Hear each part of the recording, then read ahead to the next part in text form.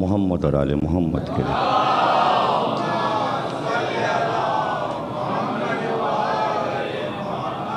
ہجری 1432 کے عشرِ محرم کی میٹرو ون ٹی وی کی جانب سے چوتھی تقریر آپ حضرات سماعت فرما رہے ہیں۔ ہم مسلسل گفتگو کر رہے ہیں، علم زندگی ہے، علم روشنی ہے۔ دیکھیے، یہ انسان پر ہے، یہ انسان پر ہے کہ وہ دنیا میں کتنے علوم سیکھ سکتا ہے۔ یہ کوئی پابندی نہیں ہے کہ اگر آپ مسلمان ہیں تو صرف عربی پڑھیں، فارسی پڑھیں، اردو پڑھیں۔ نہیں، دنیا کی ہر زبان آپ سیکھ سکتے ہیں، ہر ملک کا علم آپ پڑھ سکتے ہیں۔ علم کی قسمیں، تاریخ کا علم الگ ہے، علم کلام الگ ہے، معاشرتی علوم الگ ہیں، جغرافی الگ ہے، سائنس کے علوم بھرے پڑے ہیں، میتھمیٹکس کے علوم بھرے پڑے ہیں۔ جیسے جیسے اندر کی طرف آپ سبجیکٹ کو پسند کر کے جائیں گے، آپ کو پتہ چلے گا اور علم ہے، اور علم ہے اس کے اندر، اور علم ہے اس کے اندر، اور علم۔ اس لیے کہ علم کہیں پر تھمتا نہیں، علم کہیں پہ رکتا نہیں، اور دنیا کی ہر چیز ناپی جاتی ہے، پیمائش ہوتی ہے۔ دیکھیے، دیواروں کو، چھتوں کو، زمین کو پیمائش کر لیا جاتا ہے، علم کی پیمائش نہیں ہے۔ کوئی یہ کہے کہ علم طول میں ناپ لیا جائے یا علم عرض میں ناپ لیا جائے، نہ سمتوں میں ناپا جا سکتا ہے، نہ زمین سے آسمان کی طرف، نہ آسمان سے زمین کی طرف۔ اگر پیمائش ہوتی علم کی تو علم محدود ہو جاتا۔ کائنات میں واحد چیز علم ہے جس کی کوئی پیمائش نہیں، اس لیے کائنات کی ہر شے پر حاوی ہے علم اور سرتاج ہے۔ علم سے افضل کوئی چیز نہیں۔ اگر پیمائش ہوتی تو محدود ہو جاتا، پیمائش نہ ہونا یہ بتا رہا ہے کہ لا محدود ہے، اور لا محدود بھی لفظ چھوٹا ہے۔ علم ہی علم ہے، علم ہی علم۔ کہاں تک ہے اس کی کائنات محدود نہیں کر سکتے، سمجھیے آپ۔ الحمدللہ رب العالمین، عالمین کا رب ہے۔ کس نے گنے ہیں عالمین؟ مولا فرماتے ہیں سانسیں رک جائیں تمہاری اگر تم عالمین گننے پر آ جاؤ۔ کتنے ہیں عالمین؟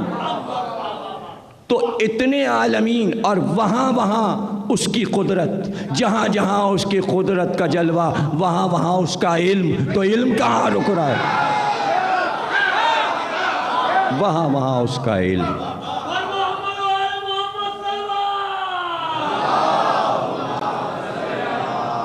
جب ہم یہ گنواتے ہیں کہ انبیاء کے پاس کتنا علم تھا، جب ہم یہ گنواتے ہیں سرکار دو عالم کے پاس کتنا علم تھا، جب ہم یہ کہتے ہیں مولا علی کے پاس کتنا علم تھا، مولا علی نے فرمایا علم ایک نور ہے، اللہ جس بندے سے خوش ہو جاتا ہے اس کے دل میں علم کے نور کو داخل کر دیتا ہے۔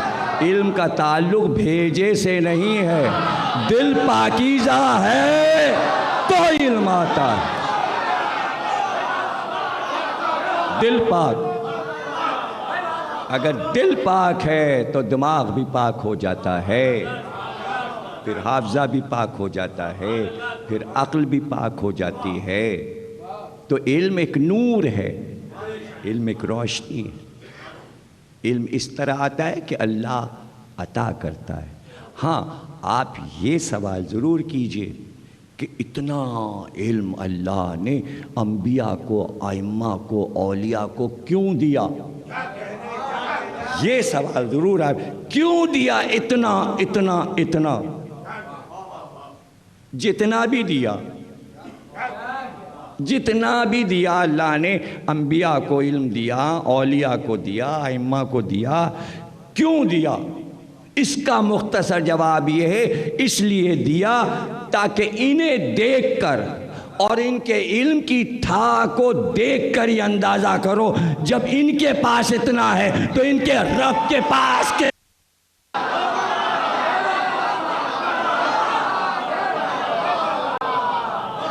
توجہ تو نہ انبیاء کا علم محدود ہے، نہ اولیاء کا علم محدود ہے، نہ ائمہ کا علم محدود ہے۔ اگر محدود کر دیتا تو دنیا کے ترقی یافتہ انسان کہتے بھائی یہاں پہ ختم ہو گیا نبی کا علم، پھر وہ یہ کہتے ارے بس یہیں تک اللہ کا علم ہے، انسان تو بہت آگے بڑھ گیا۔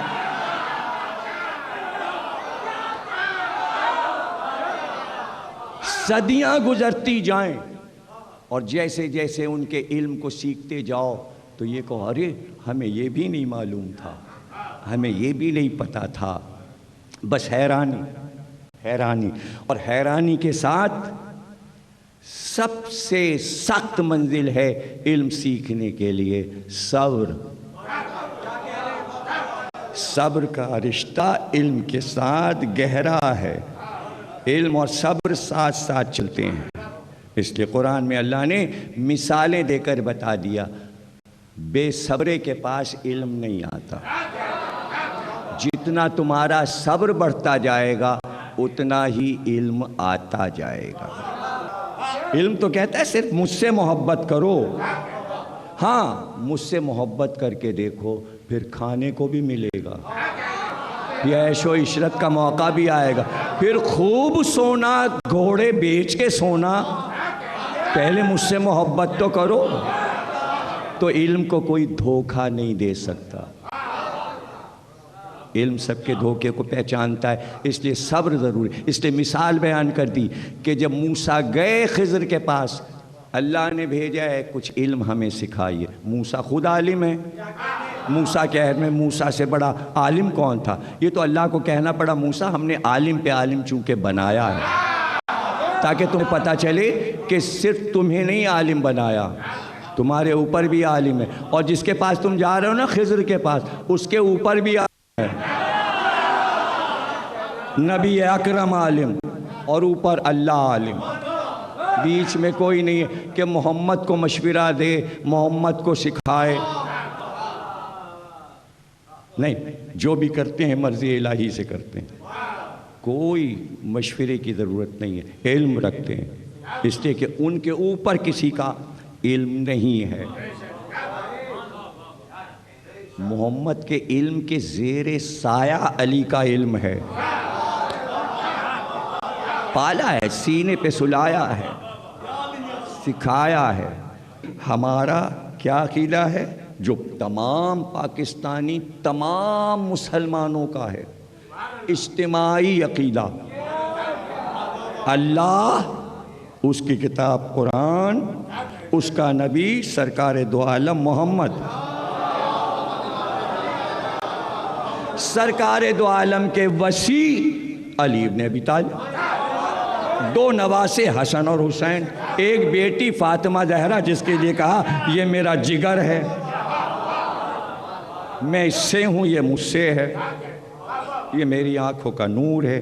سیدھے سیدھے عقیدے ہیں، یہ عقیدے ایسے ہیں جو علم سے دور نہیں ہیں۔ کوئی بھی جہالت کا عقیدہ ہمارے قریب پھٹکتا نہیں۔ اگر قرآن میں انبیاء کا رونا دھونا نہ ہوتا تو ہم بھی نہ روتے۔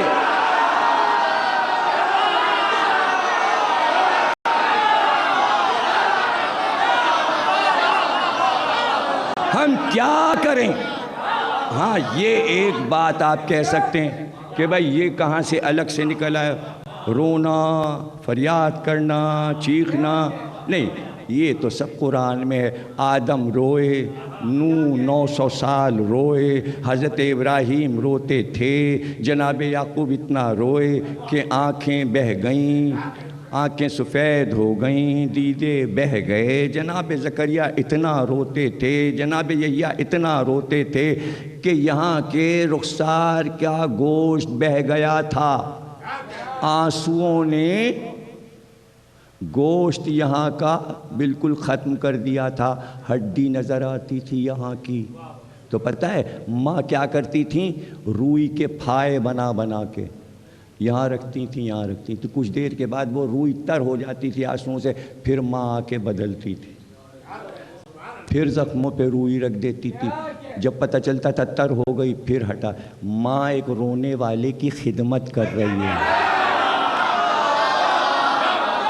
ارے جب یحییٰ کی ماں ان کے رونے پہ خدمت کر سکتی ہے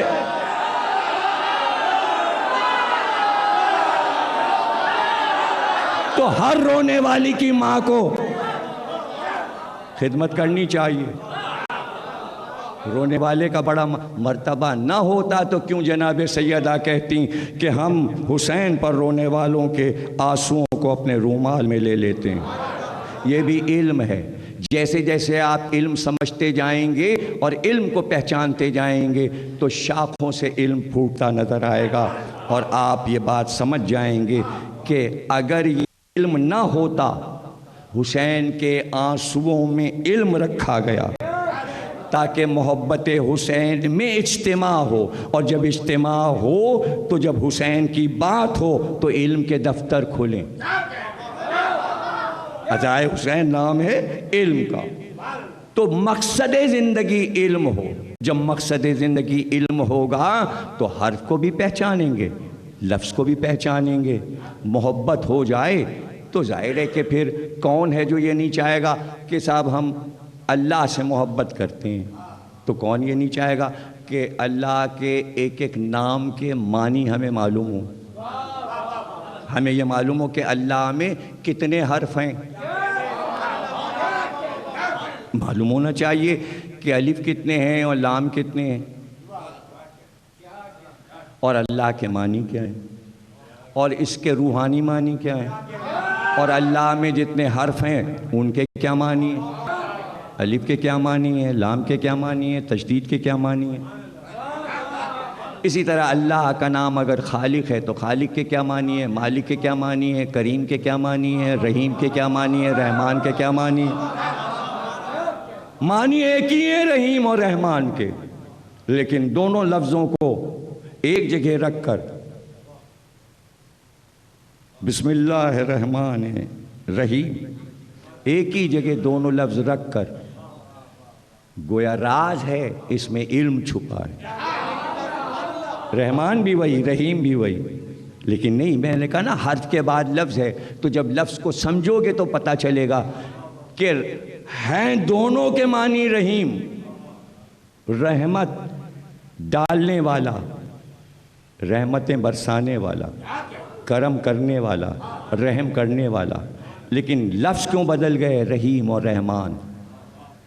تو ایک ہی جگہ شروعات کرائی، پہلے یہ کہو کہ وہ رحیم بھی ہے رحمان بھی ہے،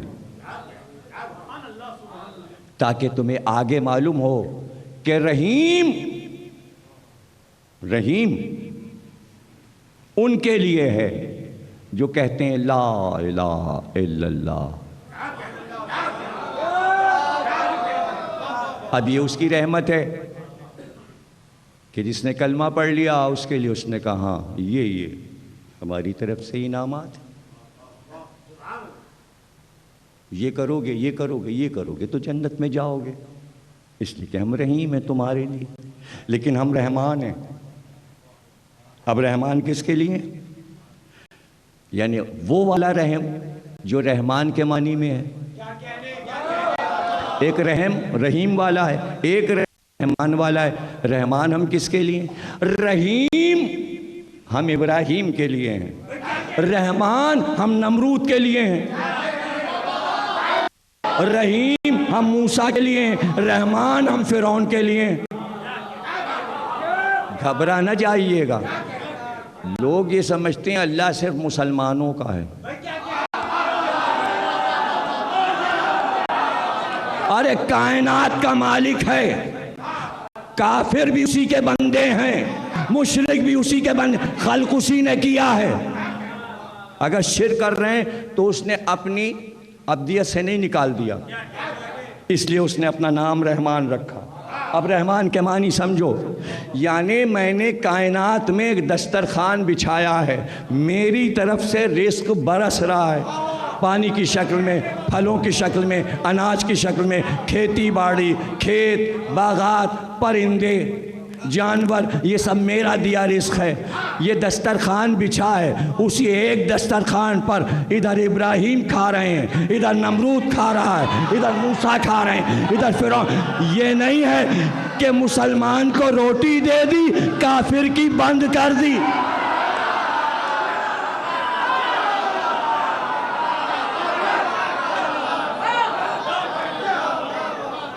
کفر کی وجہ سے کافر کا رزق نہیں بند کرتے، اس لیے کہ ہم رحمان ہیں۔ بھائی علم آئے گا جبھی تو آپ ٹھنڈے دل سے سوچیں گے۔ جس دن فرعون نے کہا تھا، نمرود نے کہا تھا میں خدا ہوں، اسی دن دونوں کا رزق بند کر دیتا۔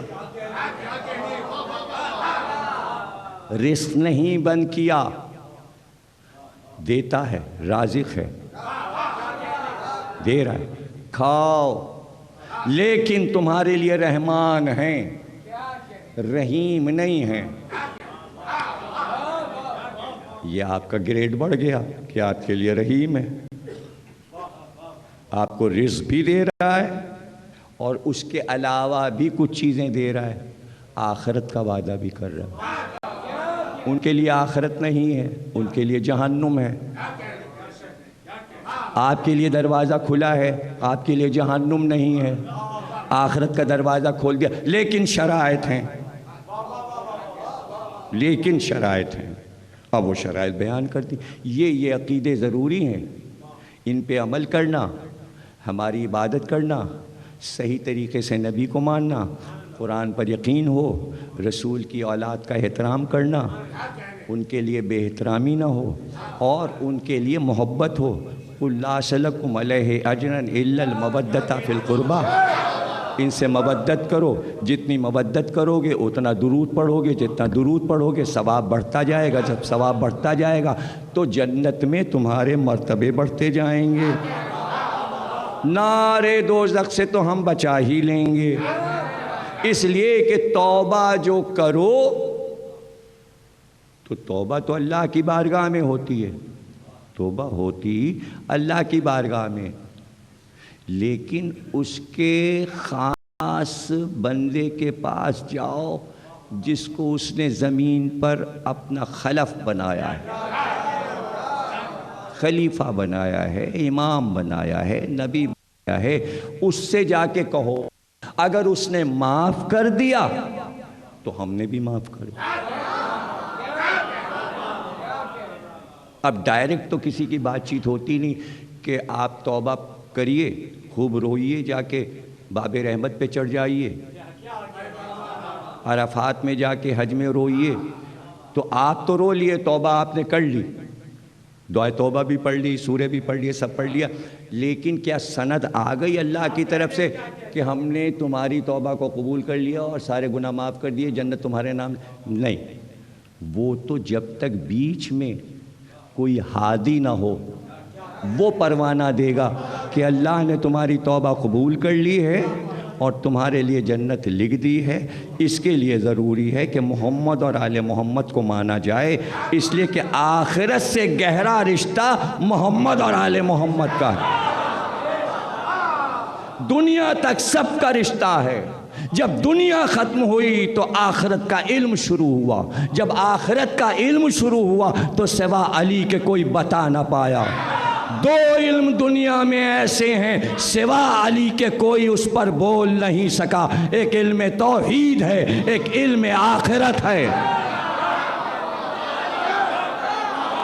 جتنے خطبے علی کے علم توحید پر ہیں پڑھ جائیے، توحید سمجھ میں آ جائے گی۔ آخرت پر علی کے جتنے خطبے ہیں پڑھ جائیے تو آخرت سمجھ میں آ جائے گی۔ بھائی دونوں چیزوں میں اس بتانے والے کی موجودگی ضروری ہے۔ علی نے بتایا کہ میں توحید کو کیا سمجھا، جس طرح میں سمجھا اس طرح سمجھاؤں گا، جیسے میں سمجھا اس طرح سمجھاؤں گا۔ پوچھنے والے نے کہا اللہ کب سے ہے؟ یا علی ہم اللہ پہ ایمان تو لے آئیں، کلمہ پڑھ لیں، لیکن یہ بتائیے وہ کب سے؟ کائنات کا کوئی انسان اس سوال کے جواب سے پہلے جواب دے سکتا تھا؟ آج جواب دے سکتا ہے؟ کب سے ہے؟ کب کہہ دیا؟ تو ٹائم مقرر کیا، وقت مقرر کیا، اللہ کو محدود کیا، یعنی توحید کو نہیں سمجھا۔ علی نے جواب دیا، ارے کب نہیں تھا کہ یہ بتاؤں، کب سے؟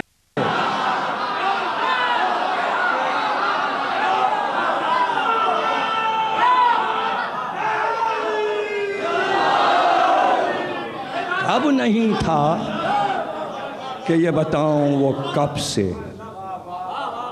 بادشاہ روم توحید کے سوالات بھیجتا تھا، جہاں اس کے سمجھ میں توحید نہیں آتی تھی تو اپنے سفیروں کو بھیج بھیج کے سوال کرتا تھا، سوال کرتا تھا۔ اللہ کیا نہیں جانتا؟ اللہ کے پاس کیا نہیں ہے؟ اللہ کیا نہیں رکھتا؟ سوال سن کر بے دھڑک کہنے والے نے کہا کفر بک رہا ہے۔ علم علم ہے، جہاں علم سمجھ میں نہ آئے لوگ کہتے ہیں کافر ہو گئے، کافر ہو گئے، یہ تو کافر ہو گئے۔ تو بڑے بڑے لوگوں پہ کفر کے فتوے لگے، اس لیے کہ ان کا علم سمجھ میں نہیں آیا۔ علم سمجھنا ضروری ہے، فتویٰ لگانے سے پہلے علم کو سمجھ لو۔ علی کے پاس سوال آئے، کہا اتنے مشکل سوال تو نہیں، اللہ کے پاس کیا نہیں ہے؟ سوال تو دیکھیے۔ علی نے کہا اس کے پاس ظلم نہیں ہے۔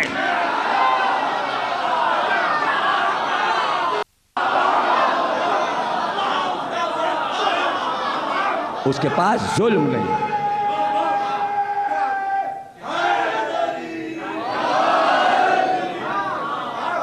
اس نے کہا اللہ کیا نہیں رکھتا؟ کہ قرآن میں اس نے کہا ہے کہ بیٹا نہیں رکھتا۔ قل اللہ احد اللہ الصمد لم یلد ولم یولد، اولاد نہیں رکھتا، وہ کسی سے نہیں ہے، اس سے کوئی پیدا نہیں۔ کہ اللہ کیا نہیں جانتا؟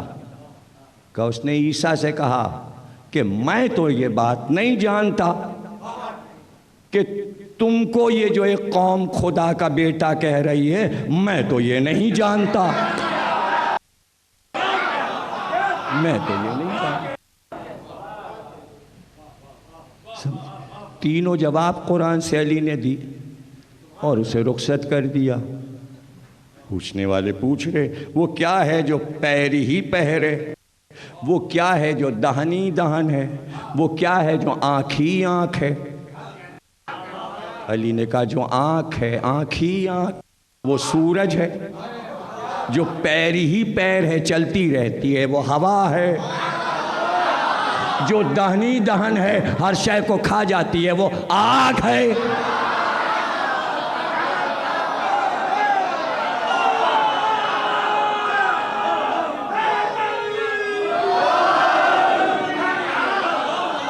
پوچھنے والے نے پوچھا شکم مادر میں بچہ جب بنتا ہے سب سے پہلے کیا چیز بنتی ہے؟ سوال ہے۔ تو آج کے دور کے مسئلے کیمروں میں نظر آ رہے ہیں۔ علی 1400 برس پہلے بتا رہے ہیں قبر میں انسانی جسم کی کیا شے سب سے آخر میں قبر سے مس ہوتی ہے؟ سوال بنانے میں بڑی دیر لگی ہوگی۔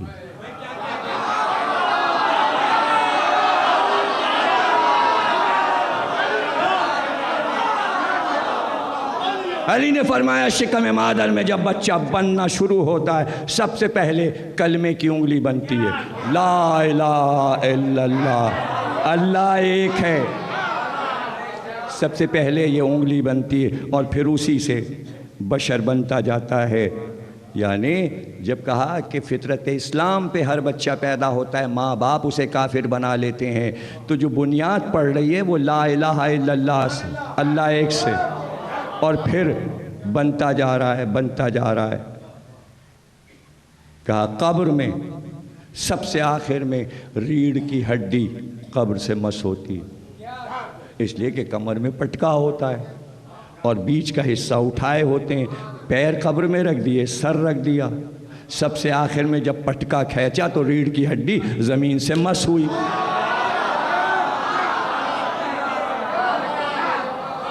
پتہ چلا علم کہیں رکتا نہیں۔ اور دیکھیے جو عالم وقت ہے جسے اللہ نے مقرر کیا ہے کہ وہ علم بانٹے، تو وہ ہر قدم پر علم بانٹتا ہے، ہر سانس میں علم دیتا ہے، ہر رخ سے دائیں موڑے تو علم، بائیں موڑے تو علم، آگے بڑھتا جائے تو علم، دیکھے تو علم، سنے تو علم، بولے تو علم، اور صرف دیکھے۔ کیا بات ہے ابھی ابن مظاہر، کہاں کچھ درخت سے نظر آ رہے ہیں؟ کہا نہیں درخت نہیں ہے، لشکر آ رہا ہے۔ حسین ابن علی نے کہا لشکر کی آمد ہے، اور کوفے کی جانب سے آتا ہے۔ آ گیا قریب، ہاں وہ لشکر تھا، وہ حر تھا، پیاسے تھے، پورا رسالہ، پوری فوج پیاسی تھی، صحرا میں بھٹکے ہوئے تھے، حسین کو تلاش کر رہے تھے، پانی مل نہیں رہا تھا، پانی ختم ہو گیا تھا، گھوڑے زبانوں کو نکالے تھے، انسان بھی پیاس سے بےتاب تھے اور اضطراب میں تھے، ابھی کوئی بات نہیں کی، صرف پیاس کو دیکھا۔ اس سے پہلی والی منزل پر جب حسین رکے تھے تو سب سے کہا تھا جتنی مشقیں ہیں بھر لو۔ کچھ میں کہہ چکا ہوں نا پہلی تقریروں میں، امام کو علم غیب ہوتا ہے، اتنا پانی کیوں بھرا تھا پچھلی منزل پر؟ معلوم تھا آگے حر ملنے والا ہے۔ پورا کربلا کا نقشہ حسین کی نگاہ میں ہے، گھبراہٹ نہ ہو، ان علوم کو سمجھنے کی ضرورت ہے، ائمہ اور انبیاء کے علوم کو سمجھا جائے ان تقریروں کے ذریعے سے۔ فوراً کہا عباس انہیں پانی پلا دو، انہیں پانی پلا دو، علی اکبر انہیں پانی پلا دو۔ کہتے ہیں بس حسین کے حکم کی دیر تھی، مشکوں کے دہانے کھلنے، جس اہتمام سے پانی پلایا گیا ہے ایسا نقشہ ہم نے کبھی دنیا کی کسی کتاب میں کسی واقعے میں پڑھا ہی نہیں۔ جام بھر بھر کے دیے گئے، مشکوں کے دہانے یوں کھولے گئے جیسے چشمے جاری ہیں، چلو لگا لگا کے لوگوں نے پیا۔ بڑی مشکیں، چھوٹی مشکیں، بڑی مشکیں اونٹ پہ لدی ہوتی ہیں، وہ اتاری نہیں جاتی، وہیں سے دہانہ کھولا جاتا ہے اور برتن کو بھر لیا جاتا ہے، اور جو چھوٹی چھوٹی مشکیں ہوتی ہیں انہیں گلے میں لٹکا کے، کندھے میں لٹکا کے اور جا کے قریب پانی پلاتے ہیں تاکہ زیادہ وزن نہ اٹھانا پڑے۔ حسین کے ساتھ چھوٹی مشکیں بھی تھیں، بڑی مشکیں بھی تھیں، سب مصروف ہو گئے، بچے، چھوٹے، بڑے، بوڑھے۔ باقاعدہ حسین نے برتن نکلوائے، بڑے بڑے تسلے، تشت، اور کہا ان کو بھرو، اور بھرنے کے بعد جانوروں کے سامنے رکھو، انسانوں کو پلاؤ، انہیں سیراب کرو، اور جب تک یہ چلو نہ ہٹا لیں مشک کا دہانہ باندھنا نہیں۔ پانی بہتا ہے تو بہہ جائے، پانی بہتا ہے تو بہہ جائے۔ تو میں کیوں نہ کہوں یہ محمد کے علم کا چشمہ بہہ رہا تھا۔ ارے جملہ سب سے بڑا یہ، صحرا میں محمد کی رحمت کا سمندر بہہ رہا تھا۔ آج سمجھ میں آیا محمد کو رحمت للعالمین کیوں کہا گیا۔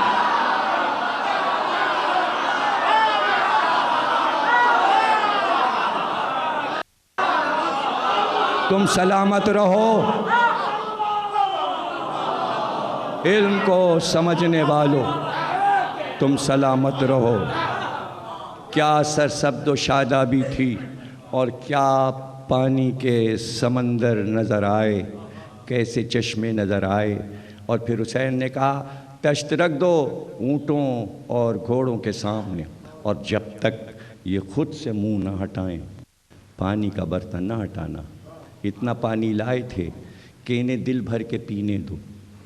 انسان بھی سیراب ہوئے، جانور بھی سیراب ہوئے۔ اللہ اکبر۔ آپ سے پوچھوں، یہ حسین نے جو راستے میں دشمن کی فوج کو پانی پلایا، عرب میں پانی اتنا قیمتی ہوتا تھا، آپ سے پوچھوں اور آپ کے ذریعے سب سے پوچھوں کیا قرآن میں یہ حکم لکھا ہوا ہے کہ تمہارے پاس جتنا پانی ہو تم اپنے بچوں کے حصے کا پانی بھی، عورتوں کے حصے کا پانی بھی، اگر دشمن آ جائے اسی کو پلا دینا؟ لکھا ہے قرآن میں؟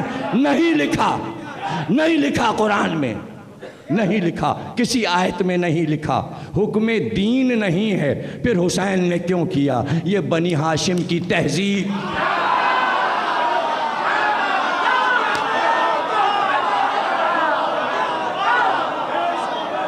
حسین کے پردادا ہاشم نے عرب کے کافروں کو پانی پلایا تھا، برسوں اسی ہاشم کے پوتے تھے حسین۔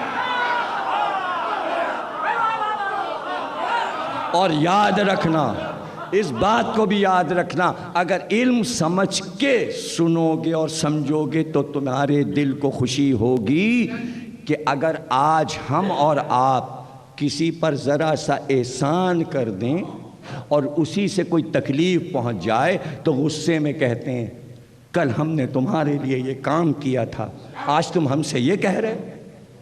آج دنیا میں یہی ہوتا ہے کہ اگر آپ کسی کو 10,000 روپے دے دیں اور احسان کر دیں اور کل وہی آنکھیں دکھائے تو آپ چیخ چیخ کے کہتے ہیں اس کو 10,000 روپے میں نے قرضہ دیا تھا، آج یہ ہمیں آنکھیں دکھا رہا ہے، یہ ہمارا قرض دار ہے اور ہم سے بدتمیزی کر رہا ہے دنیا کا قاعدہ۔ حسین نے اپنا پانی دے کر احسان کیا تھا، لیکن جب حسین کا پانی بند ہوا، ٹھہر جاؤ میرے جملے کو غور سے سننا، حسین پہ جب پانی 7 محرم کو بند ہوا تو ایک بار بھی یہ نہیں کہا ہم نے تمہیں پلایا تھا، سمجھو۔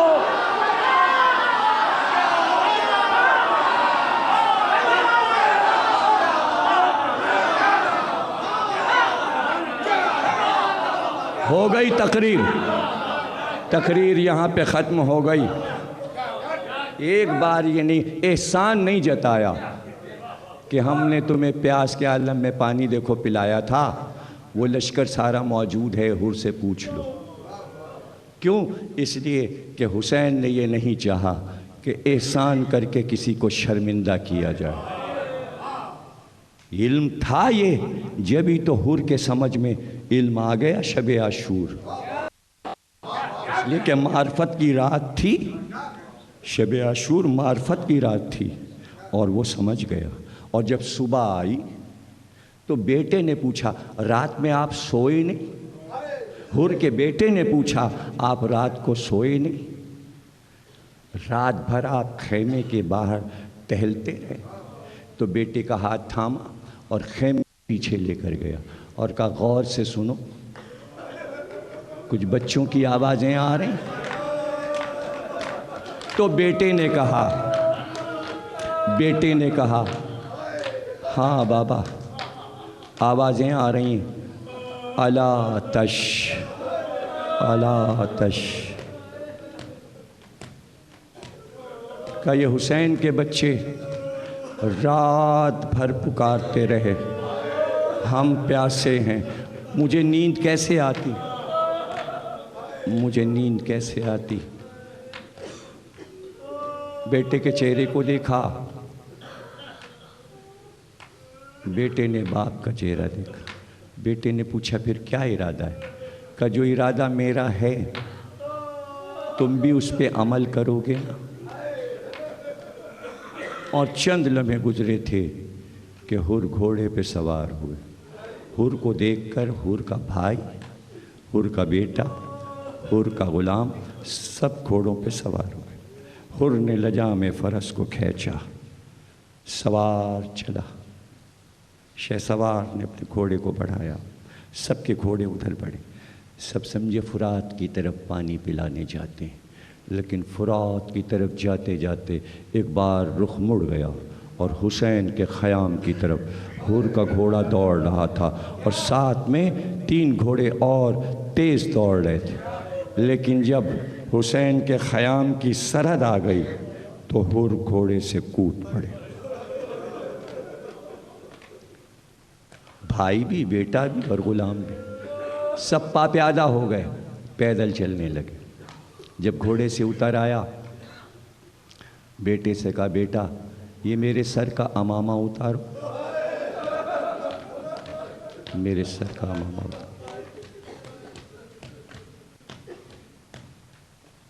اسے کھول کر میرے چہرے پہ ڈال دو. جیب سے رومال نکال، یہ میرے ہاتھ رومال سے کس کے باندھ. میں حسین کا خطا کار ہوں. میں یہ چہرہ لے کر حسین کے سامنے اس طرح نہیں جاؤں گا، میں ہاتھوں کو باندھے ہوئے جاؤں گا. یہاں یہ اہتمام کہ حر اپنے منہ کو چھپا کے آ رہا ہے، ہاتھوں کو باندھے ہوئے آ رہا ہے. اور ادھر کیا اہتمام؟ حسین آگے بڑھے، ہم خود استقبال کریں گے. آواز بھی، عباس تم بھی آ جاؤ، دیکھو اس کا بھائی بھی آ رہا ہے. علی اکبر تم بھی آ جاؤ، اس کا بیٹا بھی آ رہا ہے. سب حسین کے ساتھ استقبال کو بڑھے. ادھر سے حور آیا. جب قریب آ گئے کہا حور یہ کیا حالت بنائی ہے، یہ چہرے کو کیوں ڈھانپا ہے، ہاتھوں کو کیوں باندھا ہے؟ کہ میں آپ کا خطا کار ہوں، میں آپ سے معافی مانگتا ہوں. میں آپ کو ادھر لے آیا، آپ کے بچے پیاسے ہیں، یہ پانی جو بند ہوا ہے اس کی وجہ میں ہوں، میں معافی مانگنے آیا ہوں. چہرہ کیا دکھاؤں؟ ایک بار کا ہاتھ تو کھول. دونوں ہاتھوں کو کھول دیا، دونوں ہاتھوں کو کھول دیا، چہرے سے کپڑا ہٹا دیا اور ایک بار حور کے چہرے کو دیکھ کر کہا حور تجھ کو میں نے معاف کیا. توجہ رکھیے گا، تقریر کے 2-3 جملے رہ گئے. تجھ کو میں نے معاف کیا، میرے بھائی حسن نے معاف کیا، میری ماں فاطمہ نے معاف کیا، میرے بابا علی نے معاف کیا، میرے نانا محمد نے معاف کیا، میرے اللہ نے تجھے معاف کیا. اب سمجھ میں آیا، جس کو حسین معاف کر دیں نبی اور اللہ اسے معاف کر دیتے ہیں. جس سے حسین ناراض ہو جائیں اس سے نبی اور اللہ ناراض ہو جاتا ہے. اس لیے ہم خوشنودی حسین چاہتے ہیں. یہ خوشنودی حسین تھی کہ حور توبہ کرتے ہوئے آ گیا. اب پتہ چلا توبہ قبول کیسے ہوتی ہے. توبہ حسین کی بارگاہ میں قبول ہوتی ہے، پھر اللہ اس توبہ کو قبول کر کے معاف کرتا ہے. وسیلہ حسین ہیں، وسیلہ حسین ہیں. اب جو توبہ معاف ہوئی تو چاہا کہ کوئی تحفہ پیش کر دے تو بے اختیار کہا میں اپنے جوان بیٹے کو بھیجوں گا. جوان بیٹا لڑنے گیا، بہت دیر لڑا، سینے پہ نیزہ لگا، حور کا بیٹا گر گیا. بیٹے نے آواز دی بابا میں زخمی ہو گیا، میں گھوڑے گر گیا، میرا دم اب لبوں پر ہے. یہ سننا تھا کہ ایک بار حر نے لجام میں فرس کو کھینچا اور گھوڑے کو آگے بڑھایا. تقریر یہاں پہ ختم ہو رہی ہے. گھوڑے کو آگے بڑھایا. اس سے پہلے کہ حر کا گھوڑا آگے بڑھتا، حسین نے اپنے ذوالجناح کو حر کے گھوڑے کے آگے لا کر روکا. حر کے سینے پہ ہاتھ کہاں جا رہا ہے؟ کہ میرا بیٹا گھوڑے سے گر گیا، میں اس کو اٹھا لاؤں گا. حر جوان بیٹے کا لاشا باپ نہیں اٹھاتا، میں لاؤں گا. حر کے بیٹے کا لاشا حسین